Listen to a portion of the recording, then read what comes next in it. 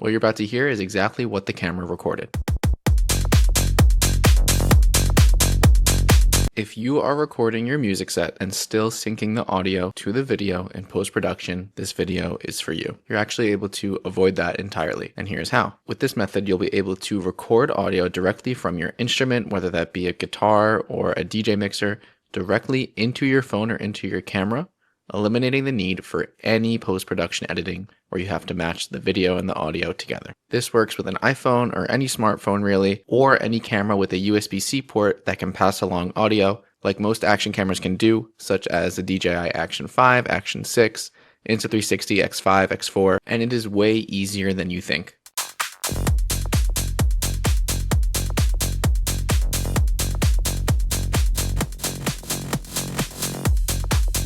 This has easily been one of the most asked questions on my channel, and I figured after the last video about this doohickey really took off, I figured I'd dive deep into the true underlying issue and how to fix it. If you've seen my videos in the past, you know that I am all about functional workspaces, and I'm all about making your setup unique for what works for you. I do this not because I am obsessed with these aesthetic setups or flaunting fancy gear. I do this because when you eliminate the friction of translating an idea into a final product, you will create faster and you will create better. I don't even want to know the amount of times where I've had an idea that I wanted to record. I looked over at my setup and I went because I had to set everything up first. Two things would happen from this. I would either spend a ton of time making a simple video, or even worse, I would get discouraged completely at the fact that I had to set everything up and I just wouldn't make the video entirely. Not good. In this case, whether you're making short form content, live streaming, or making a full set for YouTube, if your setup has this friction, then you are spending time moving your gear around, setting up wires, then you finally record, but then you need to transfer the files to your computer. You need to sync the audio, trim the video, export it, send it back to your phone, then only then are you ready to post. That is a lot of effort. And repeating that often in order to keep up with the amount of content that we need to be posting in order to really get your name out there, you're going to burn out very quickly. If the effort to do something is annoying, you're going to get discouraged and you're just going to stop doing it. Here is a way to eliminate that friction. With this, you can think of an idea, turn on your camera, record, do some minor trimming, if at all, and then you're ready to post. We're going to go from the instrument, whether that be a DJ controller or a guitar or a synthesizer. We're going to go into the Synido Live Dock, and from there, it's going to plug directly into your phone or directly into your camera. Once this is all set up, your audio and your video are together in one clip, and you are ready to go. So let's go over everything that we need. In this case, we're going to use an XDJ RX2 from Pioneer. This is an all-in-one DJ controller which has a bunch of different master outputs. So you're going to need any mixer or instrument with a master output, booth output, and on some high-end mixers, they do have a rec out port. Next, we're going to need the A10 or the A20 Live Dock from Synido, which we spoke about in the last video. We'll need a smartphone or a camera with an audio USB-C port. In this case, we'll use the DJI Action 5, and we'll need audio cables to match the in and out of your mixer and the Live Dock. These devices do include a 3.5mm to TRS adapters, as well as a USB-C to Lightning converter if needed if you're using an older iPhone. Your mixer or instrument output options are going to determine exactly which cables that you need. I'm using the TRS cables here because I have a booth output, but XLR, TRS, RCA, they all will work too. If you only have an RCA out and you want to use your speakers, you can use a splitter like you see here to split the master out, send one signal to your speakers and one signal to the Live Dock. So first, you're going to take the master, booth, or rec output from the mixer, take the 3.5mm or TRS cable, and plug that into the Live Dock. And from there, you're going to plug the Live Dock into your phone or into your camera. That's all we're doing with cables. That's it. On the instrument or mixer, you're going to make sure that the levels are reasonable and you are not redlining, whether that be gain, master, or booth. Once that's set to a reasonable level, you can plug your headphones into the Live Dock and use the monitor options on the Live Dock itself to adjust the gain. Once you set the levels once, you won't have to touch it again. Sometimes if the levels are too high, you will see and hear white noise when nothing is playing. That will be present and distort your recording. To level it out, just make sure you reduce the gain on the Live Dock and your camera to make sure that you are starting with silence, but still letting the audio come in at a decent level. I would recommend doing a quick test recording before every set if possible, just to make sure it sounds how you want it to. Now you are ready to start recording. In my case, I use an iPhone and a DJI camera.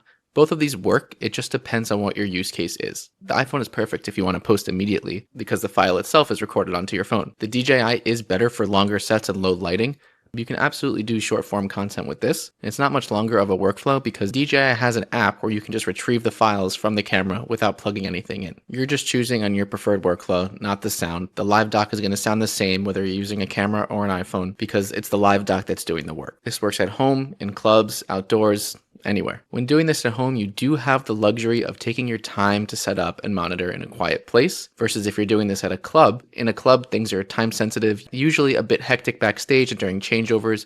And also, of course, the club is very loud, so it's going to be hard for you to monitor to make sure that the audio is correct. I've used this for practice sessions. I've used this for live shows, live sets. It's small enough to fit in your pocket, and once it's wired up, it practically takes up no space. And this is where the simple setup really shines. No syncing means no excuses not to post. I'll take the video from my phone, I'll trim it right in the Photos app, and it's done.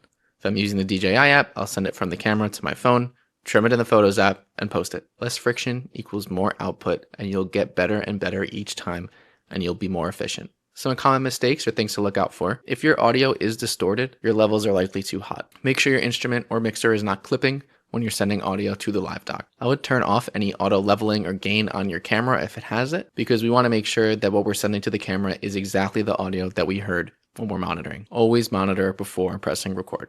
All right, let's go over some frequently asked questions. Here we go. Number 1, is this recording in stereo or mono? The Live Dock does record in true stereo, but you need to make sure that the audio that you're feeding it is in stereo. If you feed the Live Dock a mono signal, it's going to record a mono. Always check what output you're sending from your instrument. 2, what action cameras does this work with? We can confirm from Synido themselves. This works with the DJI Action 5, the DJI Action 6, Insta360 X4, Insta360 X5, Insta360 Go Ultra. I have no confirmation from GoPro on whether or not this works, but what I can tell you is that GoPro and a lot of these other action cameras, they sell these media mods. What that does is it allows you to convert the USB-C port into a 3.5mm microphone input, as well as a USB-C import for data transfer and power. My assumption is that if the camera is able to convert with their in-house media mod, this will also be able to convert that signal too.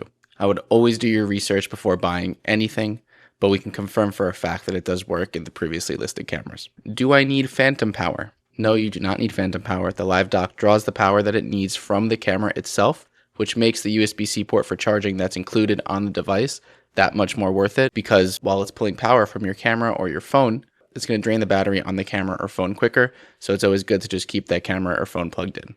What if my iPhone is older and does not have a USB-C port? Synido includes a USB-C to Lightning converter. This is included in the Live Dock 10 and the Live Dock 20. Does this work for a smartphone that is not an iPhone? Yes, this works with Samsung Galaxy, Google, whatever smartphone you have, as long as it has a USB-C port and natively can accept audio through there, which most smartphones will be able to handle, given the technology that's put behind these phones. As long as the phone accepts external audio, it works. Why not just fix the audio in post? Because most people won't. If I'm using this in a club, will this affect the house sound? No, all you're doing is just tapping into their signal. This is not going to affect any of the levels that a club would have preset. The only time where it would affect the house sound is if you are splitting that master out. If you're playing in a club, it more than likely has a high-end mixer, which is more than likely to have a separate port for rec out. I would not recommend that you mess with any of their master outputs unless the sound tech is there and gives you approval to do so or does it themselves. Now here's the thing, I got my first sponsor from this video. You guys know that I do not endorse things unless I believe they actually work. And I have tested this, I have posted videos with this. This is how I would actually operate. Synido did sponsor this video. This is genuinely how I would use it anyway. Links are below if you want to check out the exact gear. Again, they are affiliate links. If you purchase from these links, you will be supporting a small channel like mine, which does go a really long way. If this helped or you have any questions, please drop a comment. If you guys know me and you see my previous videos, I'm always in the comments helping people out. DM me on Instagram if you have any questions. You guys know I'm always happy to help anyone out. Thanks so much for watching and happy recording. See ya.